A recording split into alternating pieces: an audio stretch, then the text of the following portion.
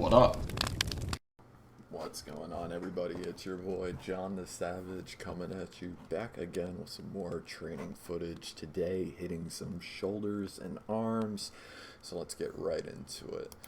Jumping into some working sets on seated overhead press on the Smith machine. This workout was actually the first time I did this movement in a while. Just did it on a whim, and holy cow, did it connect with me. So, yeah, it's ever since I've been starting almost every shoulder and arm day with this, just because it feels so good. It lets me get a little bit of extra pressing in throughout the week, and totally understand why I see so many pros doing it now. So, going immediately from that into some hammer curls with the fat grips. Just because, one, I definitely do not do enough hammer curls, and fat grips just make the suffering so much more suffering. So, yeah, really doing what I can to blow up the forearms, trying to get on some Popeye status, and I'm trying to tear some phone books, people.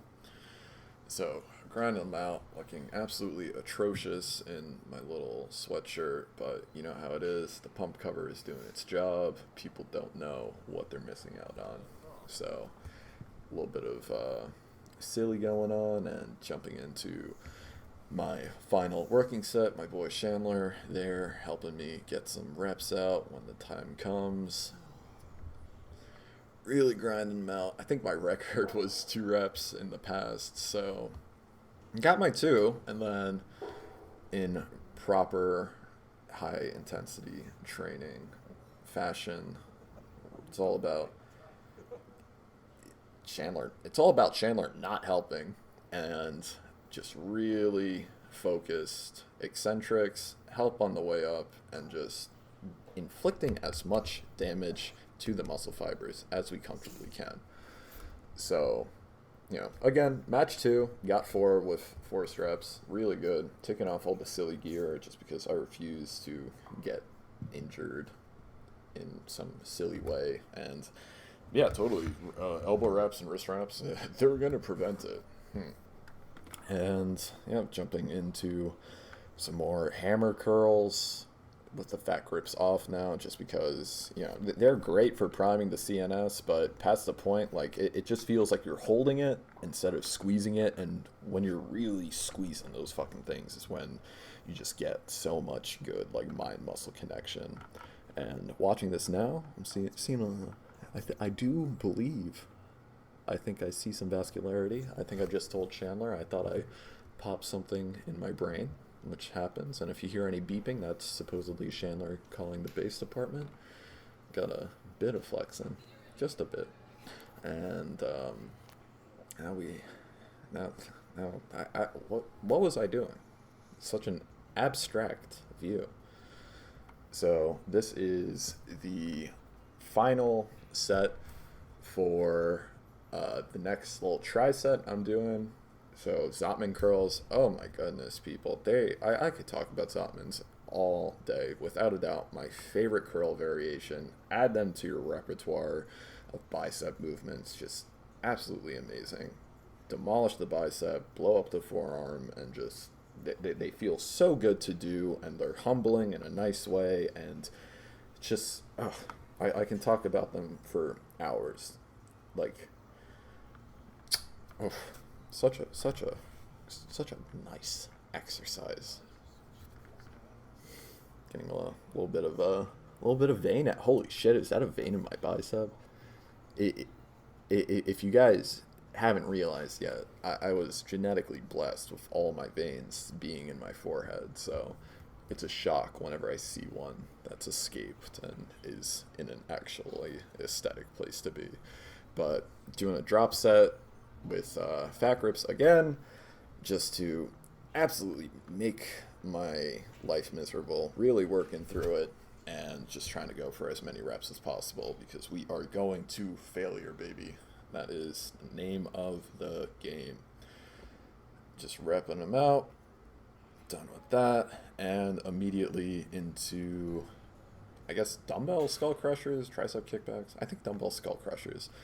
So repping those out, and I think yeah, right here, you see me slowly twist my wrist a little bit, and something as simple as that can actually put different emphasis on which set of like tricep heads you're hitting. So, you know, as you come closer to fatigue, that's a nice little thing you can do just to make sure that you're incurring as much stimulus as possible. And again, jumping right into a drop set with the fucking fat grips again, and just wrapping it out. Again, getting a little bit of that twist action. You can actually, like, I'm visually seeing this. Like, yeah, the muscle looks different depending on if you're keeping it, like, neutral or if you're doing it supinated? Let's say supinated. Pronated? I don't know. All right, and finishing off with some rear delt flies, just because you got to do what you can to get that full capped shoulder appearance. Alba is once again sneaking in to the kitchen from the bedroom while I'm recording. This is almost actually the exact same time as I was doing it in the failed recording. Oh, okay. So that's hysterical. Great. Yeah. So, you know, again, drop set, keeping the same weight, keeping the fat grips, and just feeling juicy and looking like death. Now, again, this machine, in the future home gym, I'm buying this thing before I buy a squat rack. I am in love with this machine. The possibilities are genuinely endless, and this as a tricep movement, oh my god, great, because it really just lets you drive home any sort of imbalances in regards to like mind muscle connection, trying to like make sure you're using your arms evenly, and it's great. The pump is good. You can see me trying to get some forced reps out, putting as much blood and damage in there as I can, and going immediately into the semi-immediately, because Chandler and I are apparently shooting the shit, as they say, doing some reverse grip curls on the cables. Another one of my favorite movements. I always love doing bicep movements that have a strong forearm emphasis, just because, you know, it's a kind of a two birds, one stone type of situation. And going immediately into some upright rows. Again, one of those exercises that has a very bad reputation, but if you do these, like, your shoulders are supposed to do that. Like, I don't know why there's such a hate. Like, they absolutely blow up your shoulders, they hit your traps, they feel great. And yeah, that was just a very heavy finisher, kind of. I didn't do any drop sets after that, and yeah, that's more or less everything. Alright, so definitely a bit more concise of a video this time around. I know that this little guy did not make any appearances during it, just because I somehow managed to not ramble in between sets. So yeah, let me know if you guys like that, or if you like the little intermissions, so to speak. But yeah, I just wanted to end on a little golden tidbit that I've come to realize over the years, and that's if you know, for example, you have an arm exercise where you plan on doing 5 sets. If you start to feel like fully pumped by like your second to third one, don't feel like you should have to crank out those other 2, because you've got the maximum like mind muscle connection going. You've got all the blood in there that there's going to be, and honestly, especially if it's like your first set of exercises, I think that's a sign that you're good to go and move into your next set of, you know, you just switch to a different movement.